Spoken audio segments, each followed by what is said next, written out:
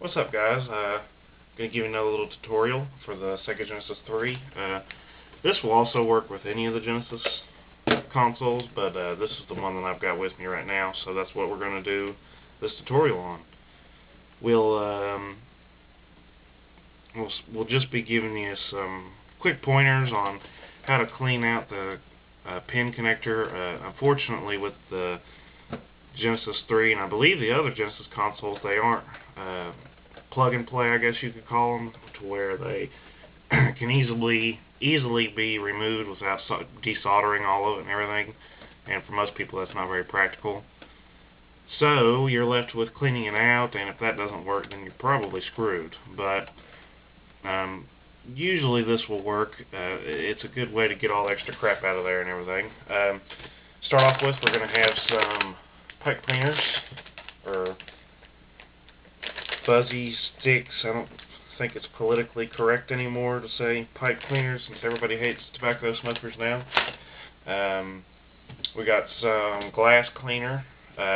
You only want to use glass cleaner. That's the main point of this tutorial. Is not many people are stupid enough to use water, but a lot of people will use rubbing alcohol, and that's not a good idea, because rubbing alcohol leaves residue inside of wherever it is. And the point of using window cleaner is it's streak free. All window cleaner is streak free. So its point is that it doesn't leave residue, it doesn't leave anything behind when it dries, and that's what you want. You don't want anything left behind, because with, you know, water, obviously, and rubbing alcohol, it can corrode it, it can make your problems even worse after time, or even right away. So definitely use window cleaner. So what we're going to do here is we're just going to take one of our pipe cleaners here.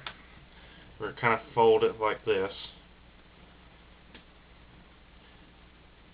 And you will want to be careful, because as you've probably just seen, that it does shed, like this little guy right here. It does shed, and that will get left in here. So you don't want to just jam it in there as hard as you can, although that might seem like you might be able to scrub it better that way and get off any grime. You could end up being worse off, because it'll leave a lot more of these little fuzzy guys all in there. And if you've got a bunch of little fuzzy guys in there blocking the connection, then you can end up with the same or worse problems.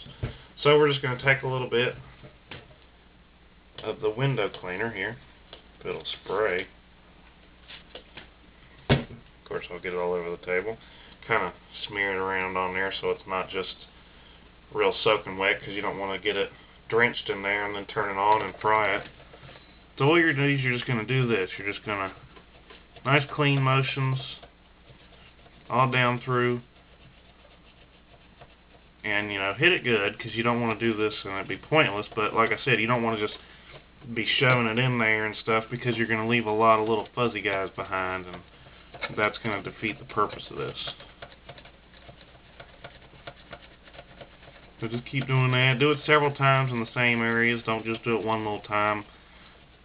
Do it a couple little times.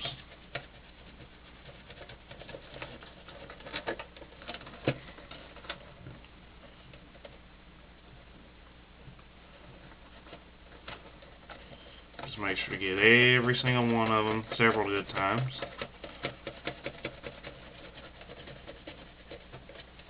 Just like that. And mine wasn't too awfully dirty, but there was a little bit of gunk in there. Alright, and that's about it. You will want to let this dry just a little bit. You don't want to just you don't want to just turn the thing on and run the risk of maybe some of this fluid getting down in there and getting close to some electronic components, especially when you power it up.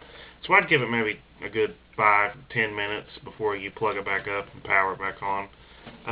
But if you're having major problems and you've cleaned all your games already, then this should help you. This should definitely, it may not make it perfect to where it'll read it every time, and you may still have to clean your games a lot, but at least you won't have to be stuck blowing out the console all the time like we did in the good old days. But anyways, I appreciate you guys watching this tutorial, and I appreciate if you guys would comment and like and subscribe to my channel. I've got a lot of other videos, all gaming repair related and case modding related, and I'm actually planning to eventually case mod this little guy too, so that's definitely something that's going to be fun. I have yet to actually mod any Sega Genesis console, so it'll be even cooler that I'm going to do it on this little Sega Genesis 3. So anyways, guys, just make sure to subscribe and like the video. Until next time.